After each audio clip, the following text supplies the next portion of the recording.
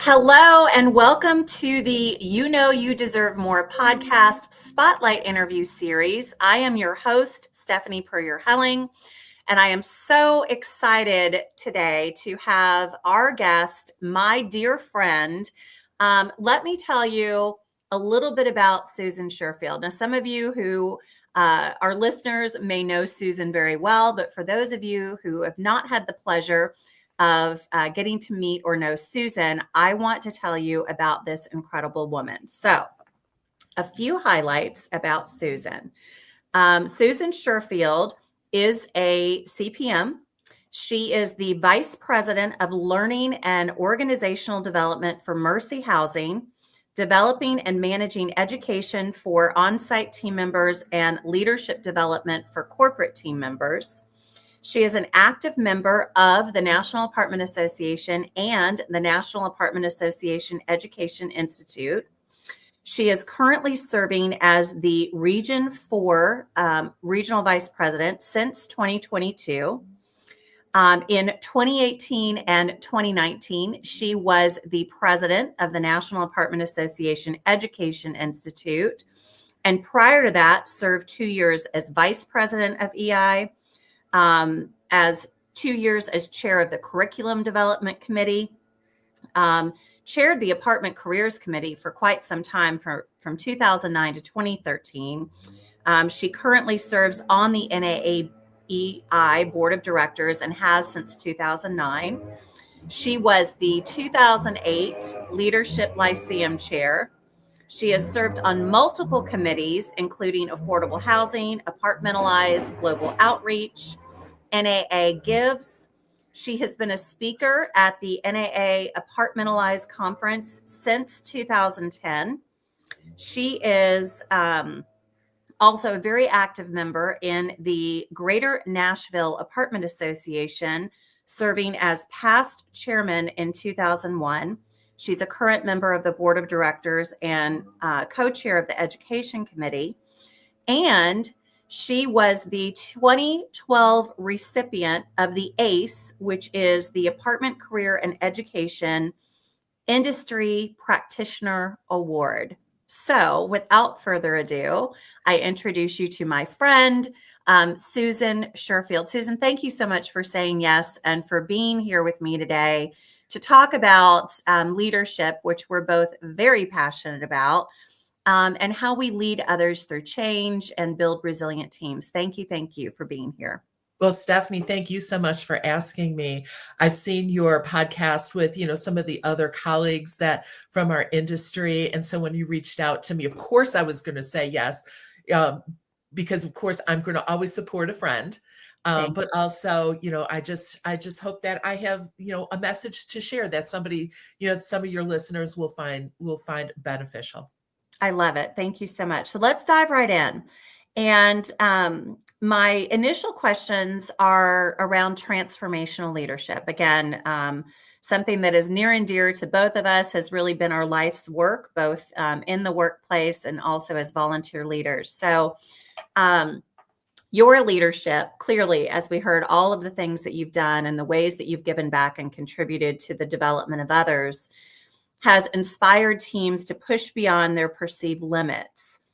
What personal philosophy or experience has shaped your ability to lead in this way? So I'm going to share both a philosophy as well as experience.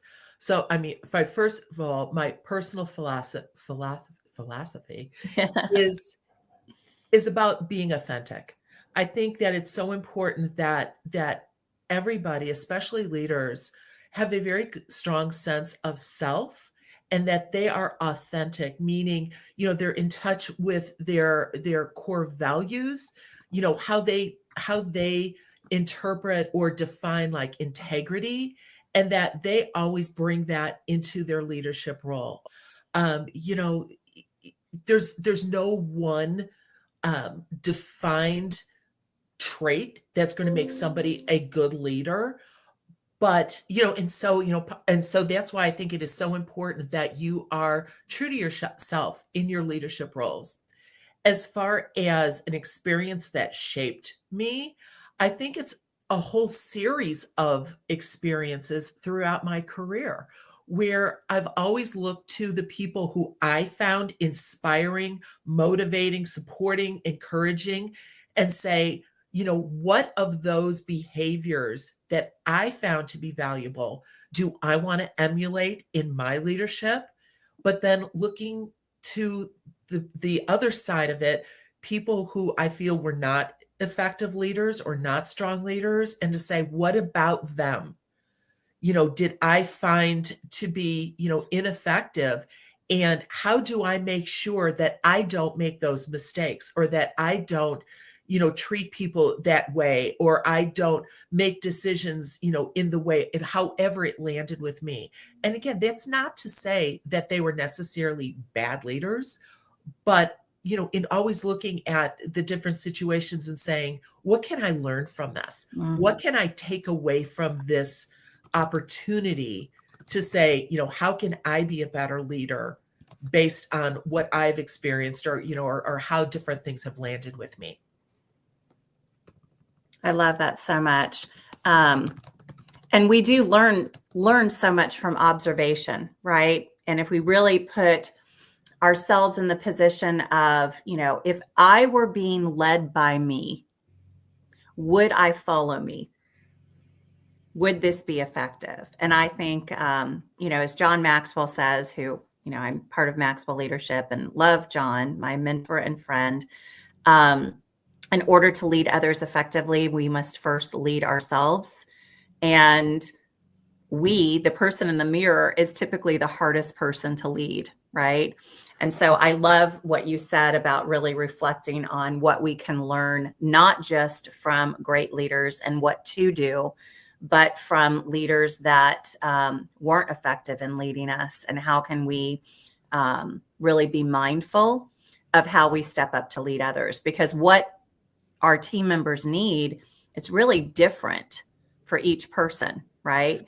I'm so glad you said that, because that was the other thing that was in my, in my thoughts, was about situational leadership, and that, one leadership style does not fit every person or every situation.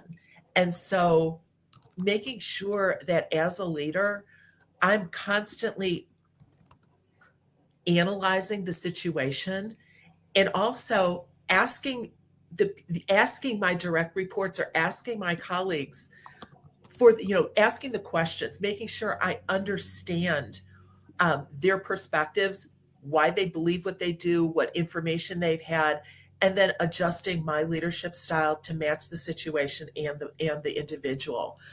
It can't be, hey, this is my style, and that's who I am. To me, that's going to get you some good results in some situations, but having the ability to flex, and that starts with being able to recognize a situation that demands the need for you to flex.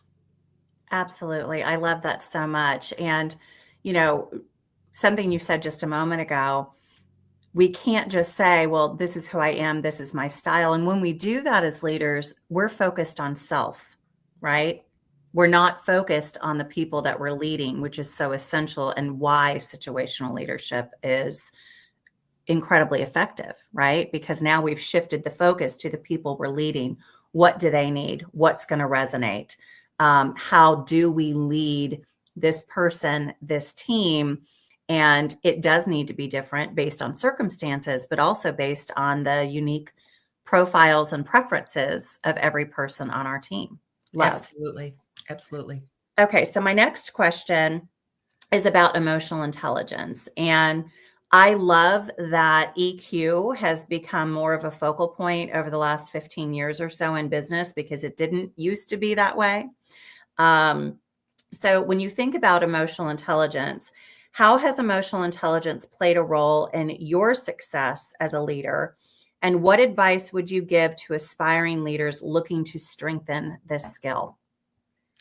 So first of all, Stephanie, I'm glad that you acknowledged that this has become such a focus for leadership in recent years, because emotional intelligence is about both yourself as well as the others, the people you're working with. And so without going into, all the aspects of emotional intelligence, but just looking at those two general, buckets or labels, it's first about, being, recognizing how do you manage yourself? What are those competencies within yourself? And then, when you're looking at managing your relationships, within the workplace. And so the first thing about emotional intelligence that I think each leader needs to look at is how does it show up for them, both in a positive as well as a negative way. An assessment is only going to produce a report. It's really being able and willing, and maybe even a little bit courageous, to take a very critical look at yourself and to analyze how it shows up, and start with the positive way. So what are the things that you're good at? How do your natural strengths show up in a good way, both for your self management, but also with your relationship management. But then being able to take that critical look and say, okay, so where are my opportunities, and how does it show up in a way that is either holding me back, holding others back, negatively impacting others, or negatively impacting my relationship with others. And then really ask yourself, am I willing to make the changes necessary? I know, too many people who go through leadership development courses, and all this information is put in front of them, but then they're resistant to do the work to actually make the changes needed to be better leaders. Mhm. And so, I think emotional intelligence is one of those things that, are you willing to do the work? Once you're aware of possibly a blind spot, or let's just say an opportunity, are you willing to do the work? And then I think the other part of it is, how are you going to know you're getting better? Mm. I think you need to either have, a trusted colleague, working with a professional coach, like an executive coach. I think that is probably one of the most underutilized opportunities amongst leaders, is they don't have the opportunity, or they don't look for the opportunity to work with a professional coach. Where again, that might be a personal choice, but you need to have somebody who's going to be willing to give you very honest feedback. And so, to be able to identify, well, who might that be, who's going to give you feedback based on, they want you to do better. So they can say anything to you, and that it's coming from a good place, Mhm. because that's how you're really going to accept, especially if it's critical feedback, where that there's no ulterior motives, that there's no ill intent, that they are just telling you these things because they are looking for the best for you. Yeah, I couldn't agree more. And, obviously, that is one of the things that I do. I'm an executive coach, and I have my own coaches. And I believe firmly that every coach needs a coach, because we need to continue to sharpen the saw. But every single one of us has blind spots. Mhm. Every single one of us has preferences, habits, triggers, reactions. Sometimes we're aware of them, and we've done the work to self-manage and get better and grow.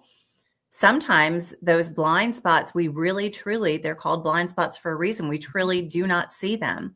And we need others to put a lens on that and work with us. And the benefit of doing that with an executive coach is they don't have skin in the game. They're not part of your executive team. They're not peers that you work with. Although, healthy conflict and crucial conversations are essential in those settings. Working with an executive coach, someone who's not tied to that, you have the opportunity to really get that honest, constructive feedback. And as a leader, you have more of an opportunity to be truly open and vulnerable, which sometimes leaders are a little bit apprehensive about doing when it's their peers or direct reports, because it doesn't feel as much like a safe space. Mhm. Yeah. Absolutely. Love that. Okay. My next question, looking back at your career, can you share a moment when you recognized that your leadership had truly transformed a team or an individual's career path? So when I read that question, I really put some thought into it, where I hope that I have had impact on a lot of different people, but I don't necessarily sit around and think about it and go, oh, I had this conversation, or I mentored this person, or I coached this person, and look what they're doing. I hope that I've influenced people, that they have found conversations with me, whether it was a conversation that just kind of organically happened, or whether it was a more formalized, hey, I want to sit down and discuss this with you conversation, that I am always willing to sit down with people who are looking to learn, improve, grow, within whether it's in their professional lives or even in their personal lives. And I look at myself as a lifelong, person who asks questions. Mm-hmm. And, because to me, that is how you help people grow in their own authentic self, is by asking the questions to help them think and to help identify their path. And so, to answer your question, you know, I'm hoping, I don't want to speak for other people or teams. It's like, well, I think I've led some great teams, and we've delivered some good results, and we've grown and we've been successful. But is that because of me? Is it because hopefully I have a role in that? But I think part of it is helping, is providing people with the space for them to feel empowered to act on their own. And then I think the other part of it is really about providing constant feedback, Mm. and not only to help them grow in the role, but one of the things my team knows, that I say all the time, we have, routine, one-on-ones, where it's not just about tell me the status of a project. It's tell me how are you feeling about this? What's going on? And then I always end the conversations with, what can I do or do differently to better support you? I mean, though, that question is so important. And I'm going to use this opportunity for a little self-promotion. I'm doing a session at Apartmentalize this year. It's, next month, and it's on feedback. And that's one of the things that we're going to be talking about, is not only you giving feedback as the leader or as the supervisor, but making sure that you are inviting, your direct reports to give you feedback, so that you can make the adjustments as a leader if you need to. But if you don't create that space for them to say, you know what, I'd really, for this project, I'd really like, maybe to do check-ins a little bit more frequently. Or, you know what, I got this. I'd really like, to just, run with this, and then, and just see how it goes, with me, maybe handling it a little bit more on my own. But if you don't create that relationship of trust, and then make that space to have that feedback, that you don't have the opportunity to grow as a leader. And then if you're not growing as a leader, it's going to be much more difficult for you to develop your team members if you don't have those skills yourself. I love that. So I have on the banner here your Apartmentalize session on giving effective feedback. So who are you speaking with? And can you tell us what day? And if you know the time off the top of your head, tell us that as well. So I have two just amazing colleagues that I'm speaking with. Maurice Rondeau with Win Companies, who I've spoken with before, and I absolutely love him. And the other person I'm speaking with is Joelis Barandica. And I just met her last year. I was a mentor to her. She was in the DLP program with NAA, and she is amazing. And just through that relationship, I reached out to her and I said, you know what? I would love to develop a session with you.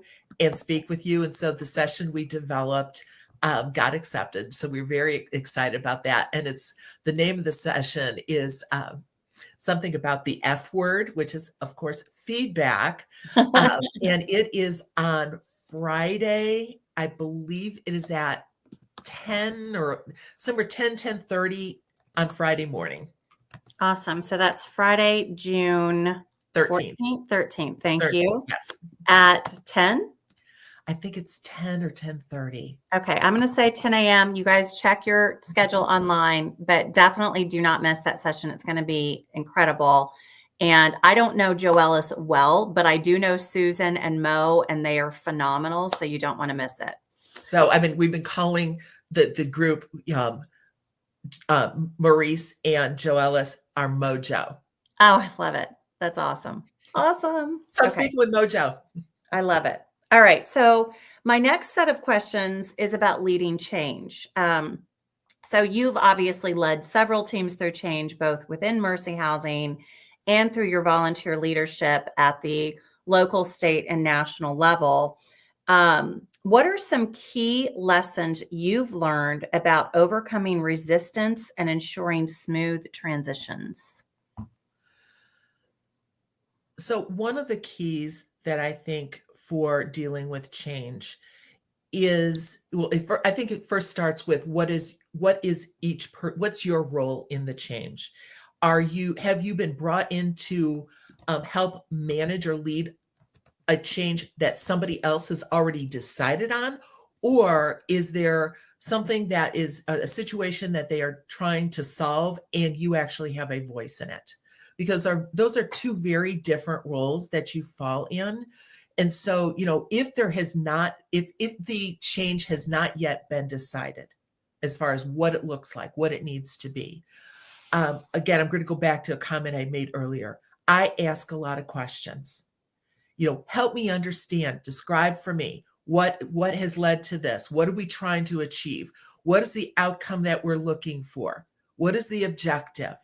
And so to really ask those questions of the other people involved in the change, I think is really important, because that's really going to help you get to the root of not only why they're looking at the change, but what is the end goal? What is the outcome going to be? Because that's where the change management piece needs to be very clear about, well, where do we need to end up?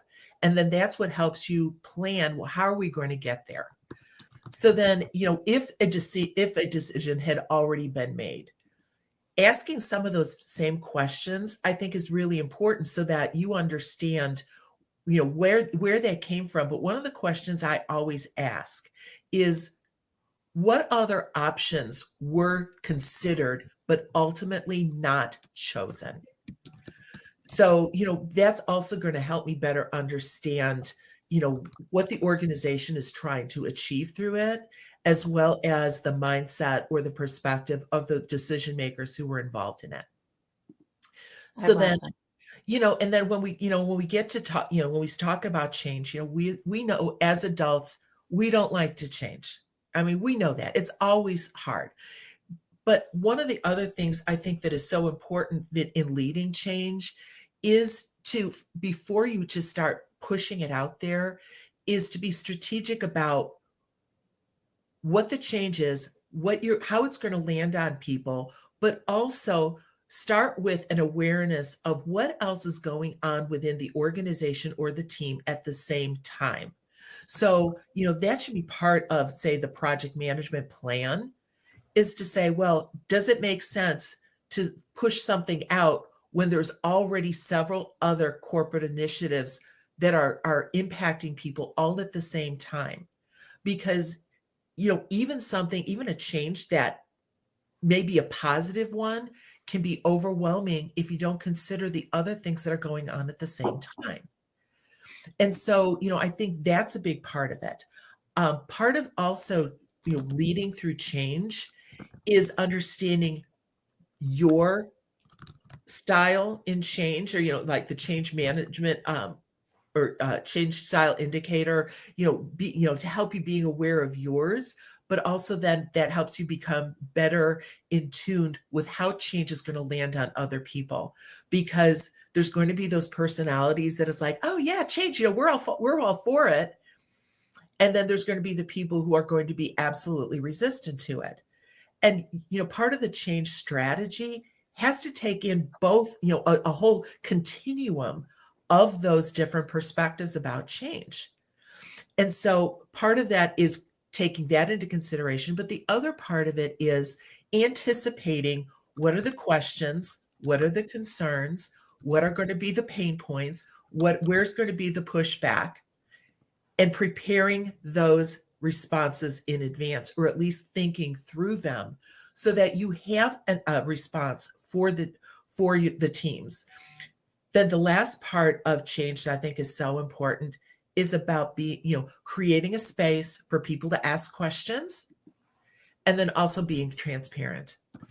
I think about my own team. They're very intelligent women. If I were to try and water down a message or not share information, they're going to know. They're intelligent women. Do not underestimate the intelligence of your workforce. They are going to pick up on ulterior motives or lack of transparency. So, you need to be prepared for, what is it appropriate for you to share? And if there are things that, again, you can't necessarily share every detail about every decision. Some of those things do have to be kept confidential, but anticipate that and be prepared, with your message to your workforce, as far as, what you can share and how you're going to share it, and then be prepared to answer the questions, in making the space for them to ask them. I love that. So there's a couple of things that I want to reiterate and comment on. This is one area that is near and dear to my heart, helping people lead change effectively.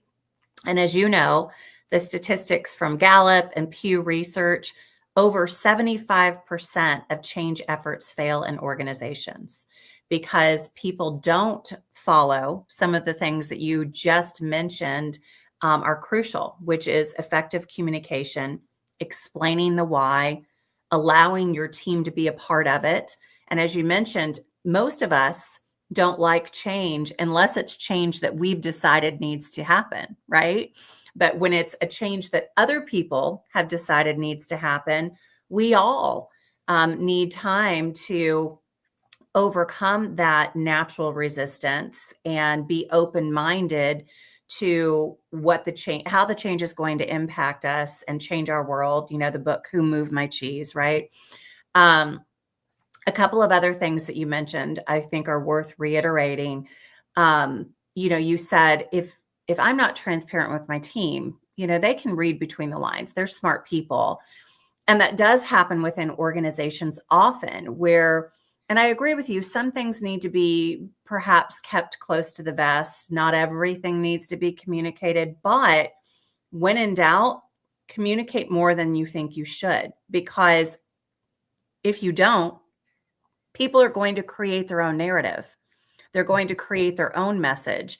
And the majority of the time, it's going to be far worse than what's actually happening, because fear sets in, right? Fear of the unknown, or how it's going to change their lives. And so if we're not communicating effectively and communicating early, which one of the major reasons, as you know, that change efforts fail is ineffective communication or lack of communication, where leadership has been talking about the change for, let's say, 6 months. And by the time they decide it's time to communicate to that next level of leadership, they have a much shorter lead time. Maybe it's only 2 months that they have to get comfortable with the change. And then often the people who it's impacting the most on the front lines maybe only have a month to get comfortable with the change. And then we're surprised that everyone's freaking out, Chicken Little, the sky is falling. But it really isn't surprising given the lead time that they've had. And what I also find interesting is, I'm a DISC consultant. And when it comes to DISC preferences and profiles, 69% of the population are S's, which stands for steady, which means they're reserved, and people-oriented. They like harmony. They don't like change. It's very difficult for them. That's 69% of the population. So if we understand just based on numbers that the majority of our team is going to be resistant to change and they're going to have a lot of fear, then that reminds us that we need to do a better job of communicating and bringing them into it. You mentioned asking questions, but also creating a safe space for them to express their concerns, et cetera. And one thing that Patrick Lencioni says that I love is, if people don't weigh in, they don't buy in. Mm-hmm. And sometimes we don't give them an opportunity to weigh in, which is another reason that change efforts fail. I think if we remind ourselves that change does follow a predictable pattern, where people are going to go through that like Kubler-Ross model, of grief, which is denial, fear, resistance, then finally acceptance. If we know that that pattern is going to happen, and it happens for everyone, it just may not be as intense or severe based on their preferences. And some people are much more adept to change, and they might experience those emotions in the matter of a few days. Others, it's going to be several months. I think if we understand that that's going to happen, it's predictable. There is a predictable pattern to it. So we shouldn't really be surprised. And that gives us the ability to be more prepared when we're leading change. But I so loved everything that you just talked about. And we could do an entire hour session just on that, but we won't. We actually did it and compartmentalize a couple. Well, we did. Last year, I think, is when we talked a lot, or last year was trust, but we have done something on change. Mm-hmm. And, I could continue to talk about that. But then my next question is, as a leader, how do you balance creating stability for your team while also embracing disruption as an opportunity for growth? And I think that was probably the most difficult question that you had said to me. And I was thinking about it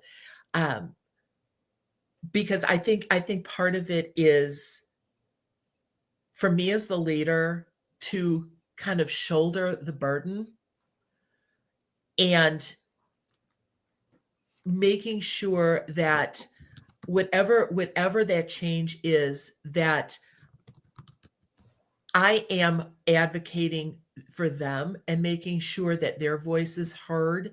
But also part of that is helping the other leaders in the organization to manage that change for themselves as the leader, and helping them to identify their role in the change, and how they can better support their teams. Because again, we don't need to let everybody know everything, but it's understanding, how can I, maybe, take the role of almost like a protector of the teams, to make sure that anything that I can do to provide that balance, and make sure that wherever I can find the stability to create, to maybe carve that out, knowing that there's only going to be some things that we don't have control over. So let's find those points of stability or things that we can control, and and hopefully find a little bit of maybe solace in that, while the other things are maybe working through the process. I love that. I like what you said about finding stability in the things that we can control, because it very much is a control issue, right? So people become fearful because they're not sure exactly how it's going to impact them. There is a sense of loss of control when everything is changing and we're having to learn something new, and we're not sure how that's really going to change or impact our world. So I love when you said, helping them find stability in what we can control. And then I think also giving them hope and a vision for how this change is going to positively impact them eventually. Something else I think is key that I see happening in organizations is the leaders are so excited about a change, or they see the big need for a change, and they craft their message to be very positive, which in and of itself is not a bad thing. But I think sometimes the messaging can be overly positive where it's actually not realistic. And so that sends the wrong message to the team, because you're almost discounting their concern, right? Or their fear by saying, oh, it's going to be great. It's going to be amazing. Don't worry. Well, no, they are worried. So we have to address the fact that they are worried. And Cindy said this when I talked to her, a week and a half ago, but she's like, sometimes change just really is hard, right? And so saying, hey, this is going to be hard. And with most change, even if you said earlier, begin with the end in mind, even if the end result is going to get us to a better place, getting there is going to be messier than where we are now, right? So if your current state, you're going through the change, it's going to be messy and uncomfortable and all the things, especially if it's a technology initiative. I don't know any technology initiative that's ever been on time or that wasn't more difficult than we thought it was going to be, right? And so acknowledging, hey, there is going to be some discomfort. It is going to be messy, but you know what? We're going to be right here with you, supporting you. And we want you to tell us, hey, if this thing is broken or this part really is clunky, we want to know that from you. And then you're creating a partnership, right? But I think really acknowledging that change can be hard and difficult goes a long way. And you mentioned earlier, when we were talking about leadership and one of your core values and authenticity, I think authenticity during times of change and acknowledging the discomfort is huge. I mean, one other part of it, Stephanie, I think is also the mindset that you bring to the situation. It's like, there's going to be the problem and there's going to be a solution. What are you going to be focusing on? Are you going to get rooted in the problem and just kind of wallow in that? Or are you going to be solutions minded to say, okay, we have a problem, or there was a misstep, or something fell through the cracks, or something didn't go as we had planned, or maybe there's something that we overlooked. Okay, fine. Let's focus on the solution to moving this forward. And, and the other part of that is, not assigning blame, not looking, for, who caused it or who was responsible, but just what are we as a team or as an organization going to do in order to move us forward and move past this? You can always do a debrief afterward to say, okay, so this happened. What do we need to do to ensure it doesn't happen again? Or or to say, you know what, this is going to come up regularly. How are we going to be better prepared to more effectively deal with it the next time this comes up? But again, without assigning blame and just taking that that solutions minded, or that solutions mindset. I love that so much. And there's always a solution, right? There's always a way that, I think I got this from Cynthia Ann King years ago, but asking yourself, what is the next best step? The next best step, because sometimes there may be several steps, right? But what is the next best step that we can take to get closer to what we're trying to achieve? And we'll course correct. I think something else that you mentioned that's key is letting people know, hey, we expect some of this to be trial and error. And so we want to learn from it. And then we'll course correct and get to the next iteration of it. And, not communicating the expectation that the change is going to be completely done in one fell swoop, because that almost never happens, right? Absolutely. Okay. So my next question for you is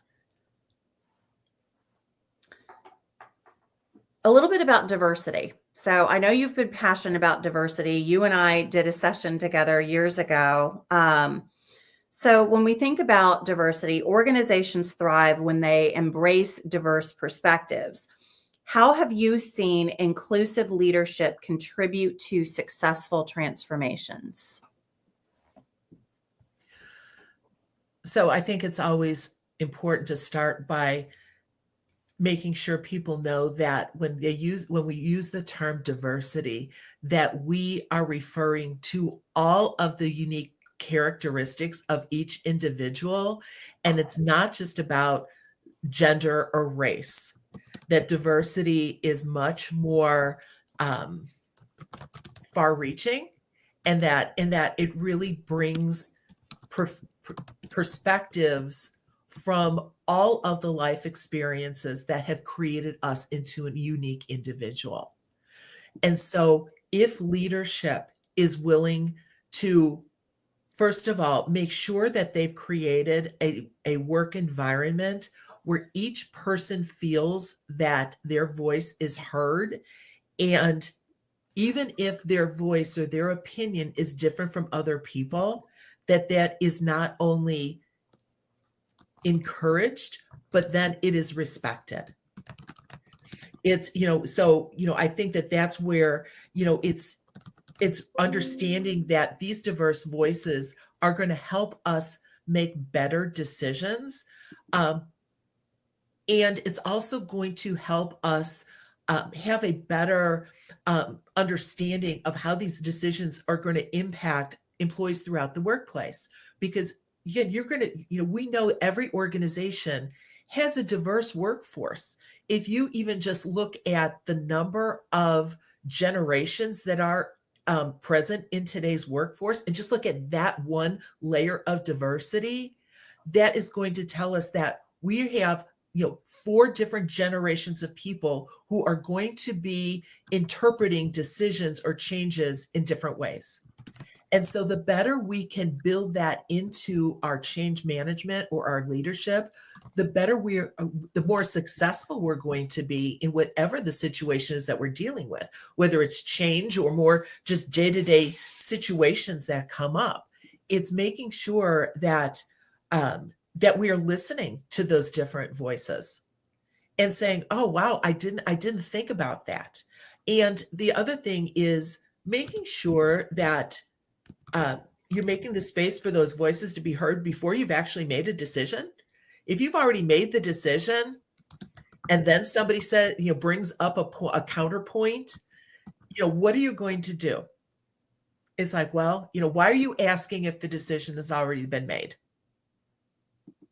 And I think that happens a lot.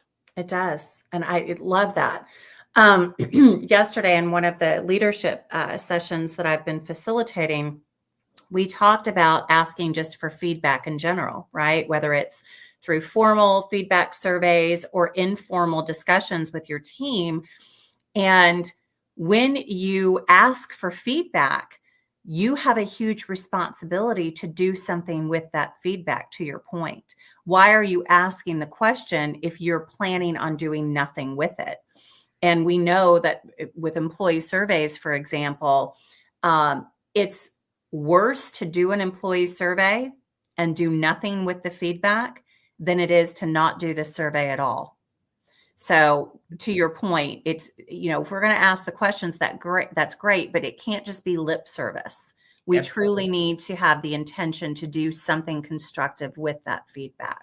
But then the last step of that is to then make sure that you are letting the employees know, well, what exactly did you do? Yes. We found that out within Mercy Housing.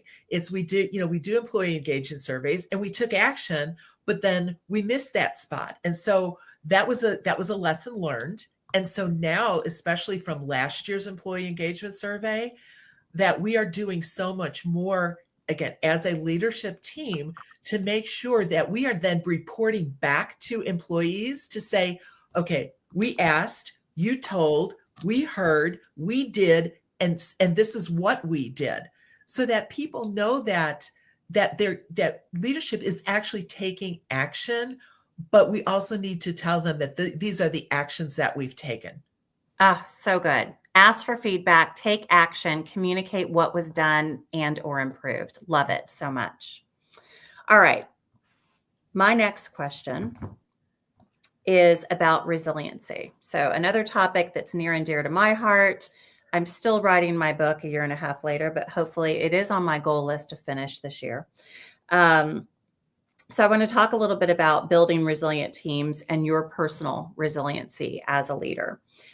How have you cultivated resilience within your teams, and what strategies have been most effective in keeping morale strong during challenging times? I think this goes back to some of the points that we already made, is that I need to be in tune with each individual member of my team and know, what they struggle with, what works for them as far as developing resiliency, how I can better support them. It can't be the same conversation with each member of the team. You have to know them as individuals, and that's also where, as a leader, you need to make sure you have a healthy boundary, but you have to know them as an individual and not just, an employee number. And so I think that is really the key to helping each person be resilient, especially in times of change, is helping them find solutions that are going to work for them, because what might work for me might not work at all for somebody else. And so, by saying, oh, well, maybe you should try this or maybe you should try that, is not the way to go. It's, tell me what you think might help. And then how can I support that? Love that so much. And you and I both participated in, with Gallup at the world headquarters with Clifton Strengths, and going through that training and development on our own. And then I've since gone on to facilitate sessions, and you got certified in that. So, one of the things that we learned in that session that I think speaks to what you just mentioned is, whether it's change, or building resiliency, team members need trust, compassion, stability, and hope from their leaders. And the way that we build trust is by being human and being authentic and really seeing that humanness and individuality in others. And then once we build trust, then we can inspire with, by showing compassion, providing hope, and providing as much stability as possible when we're going through times of change. So absolutely love that. Okay, so my next question for you.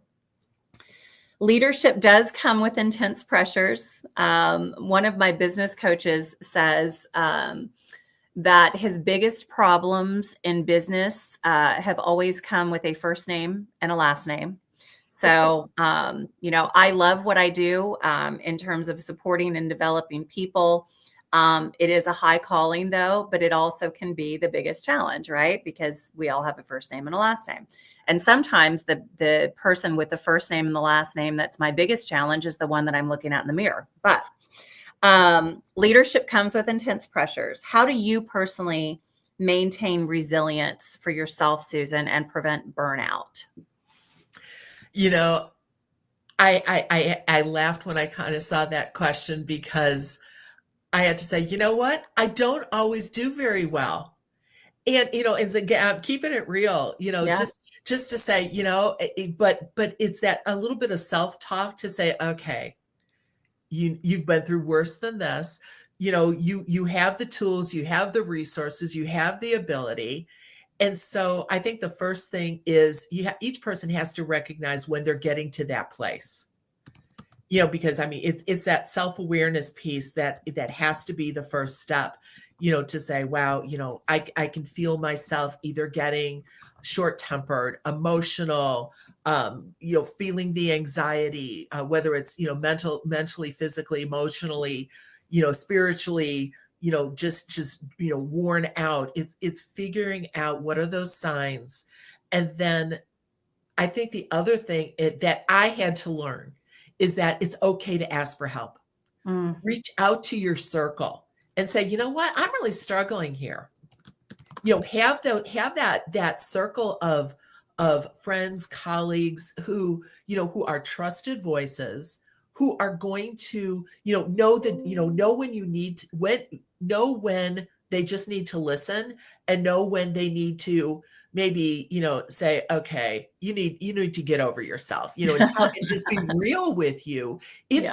if you've kind of, created this yourself, or you're kind of having your own little pity party, and it's to say, okay, okay, you're better than this. Or, but again, you have to take those actions before you get to the burnout. Love that. You can't let yourself to get to the end or the edge of the cliff, before you go, ooh, I'm getting a little bit too close. Yeah. Well, and you and I have been there for one another, right? And even Yes. before we went live today, we're like, we need to schedule a follow-up. And that is essential, to have those people that you can reach out to, who can understand and support, but could also push you a little bit when you need to be pushed. Something else that you mentioned that I love is know when is your role as that advisor, friend, mentor, to just be in listening mode because someone just needs to be heard and vent?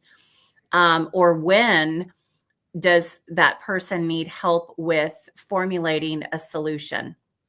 And I was talking to a client recently, a few weeks ago, and he's been married a very long time. But he shared, it was like maybe 10 years into their marriage when he learned that strategy, because husbands or men, generally speaking, tend to want to fix things, right? That's just kind of their nature. And he said he always wanted to fix things, but sometimes his wife just needed him to listen. So what he's now learned to do that has really improved their marriage is saying, okay, am I in listening mode this evening, or do you need me to help find a solution? And that's been instrumental. And I think that's just a great strategy for all of us in relationships. And sometimes you need to just take that moment and step away and say, okay, you know what? I'm just, I'm not, I'm recognizing that, I'm dealing with this. I need to just step out of it for a short time, and, and do something that is going to work for you. Whether that is, go outside, get some fresh air, go for a little walk, go play with your fur baby, you call a friend, whatever it is, to just kind of help you regain that perspective. Yeah. Another friend of mine used to have this saying, sometimes you have to check out so that you can check back in. Yep. And I couldn't agree more. All right. So my second to last question for you is about women in leadership. So I know that last year you all had a women's conference in Nashville, and you had Alex Jacku and Rhonda Purrier and Cindy Clare come speak. And I was fortunate enough to be able to interview both Rhonda and Cindy separately on my podcast recently. And then Alex has agreed to do that in a couple of weeks. And so, when you think about women in leadership, women do often face additional expectations or pressures in leadership roles. How have you built resilience, Susan, in the face of these challenges in your career? I think I'm still a work in progress. I think I need to look at it that way, because, every time you think you have it all figured out, life throws a curveball at you, and it might go, wow, I'm dealing with something for the first time. And, and that's just the way life is. But it's to figure out, what is going to work for me as an individual, to say, okay, I have something new to work through. I have a new challenge that I need to deal with. What within me do I need to really tap into to work through this? And so I think that's part of it is, and the other thing I want to say is, I think it's also important that we learn to show ourselves some grace. I think that was a lesson that I have learned late in life, is to say, okay, you know what? You don't have to be so hard on yourself all the time. Mm. You don't always have to have all the answers. You don't always have to be, perfect at everything. It's okay if you're emotional or frustrated, but what's not okay is to just stay there. Yes. I love that, because, and I have a saying, and other people have said this too, but we have two choices when we're dealing with something. We can choose to stay in that spot and ruminate and become bitter, right? Or we can choose to allow ourselves to feel the feels, because we do have to allow ourselves to go through the emotional cycle. But then once you've done that, your question is, what can I learn from this? And what can I do to be better? Right. And move forward. Yeah. And perfectionism is a myth. So I tell everyone I'm a recovering perfectionist.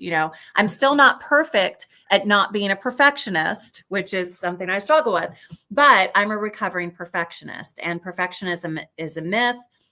Excellence, striving for excellence is a great goal, right? Absolutely. But giving ourselves grace is huge. And when I started this entrepreneurial journey 3.5 years ago, you don't know what you don't know, but you also want everything to be quote unquote perfect. And my business coach kept telling me, done is better than perfect. You just need to take action. First of all, it's never going to be perfect, and get it out there. You can always correct it and make a version 2, a version 3, a version 10, whatever, but done is better than perfect. And I love that mindset. And that has really helped me with my recovering perfectionism, right? And giving myself grace, love. Okay. So my last question as we wrap up. So when I restarted this Spotlight interview series a couple months ago, I initially did this during RPM Careers Week. And I do want to mention, and maybe you can talk about this briefly, but when you were chairing the Apartment Careers Committee, actually created Apartment Careers Week. So take a moment to tell us about Apartment Careers Week. And then I want to ask you a question specifically related to that. It actually started before I was chairing the committee. It started when, actually, I don't think we had even formed NAAEI yet. We still had education committees that were part of NAA. So EI was not formed as an entity yet. And I had this idea about apartment career. It was, at the time, it was called Apartment Careers Month. And I pitched it to the person who was the chair, who was at the time Bill Wallinger. Oh, I love And that. he said, I love the idea. I want you on the committee. You're going to chair the task group to do it. I'm like, okay. And that was before, again, that was early. I mean, Lord, that was 20 years ago, I Wow. think. And so that's really where it came from. And it was, and the objectives, there were two really objectives. One was to make people from outside the industry aware of the career opportunities within our industry. But the other part of it was to really help people who are already in the industry celebrate the work that we do. Because, I mean, we provide homes to millions of people across the United States.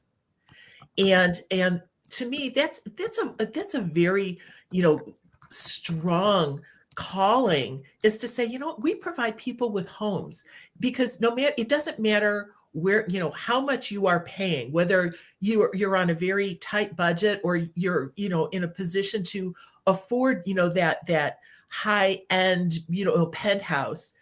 The biggest expense you have in your life is where you live. Mm-hmm. And so to make sure that we as property management professionals are always keeping that in mind in how we serve our residents. Love it. So as we close up, and I can't believe it's already been an hour, I I know. absolutely love this conversation. So for existing leaders in this space, or future leaders wanting to grow their careers, particularly women, but of course all, What key advice would you offer to those looking to become more successful leaders in this space? I've always believed the importance of networking, or as our dear friend Dr. Debbie Phillips always says, is net weaving, Yes. is, identify, people who you can learn from, and, reach out to them and ask questions. But also, look for somebody who's willing to be a mentor. And then as you grow the career, I always have believed in giving back, or saying, what, as you grow, how can you support the next woman, trying to climb the ladder behind you? Because to me, it's about making sure that you are one of those women leaders who celebrate, embrace, support, encourage, inspire other women. And I think that's where we all get better, we all grow, we all benefit, when we have that mindset. I love that so much. So look for a mentor of your own, but also look to mentor someone else who is the former version of you. Mhm. I love that so much. Okay, well, my friend, I'm trying to get this banner up, and I'm not talented at talking and typing at the same time. It's very, very challenging, but there we go. Okay, so thank you again, Susan, for saying yes, for dedicating an hour of your time today, and for sharing your wisdom and experience with our listeners, whether live or catching the replay. And we will do something else soon, but thank you. Thank you. And for our listeners, thank you for tuning in to the You Deserve More podcast spotlight interview series with Susan Sherfield. And we look forward to seeing you at the next one. If you're interested in being a guest on my podcast, comment on this live, or you can shoot me a message. Bye for now. Thanks for joining. Thank you, Stephanie.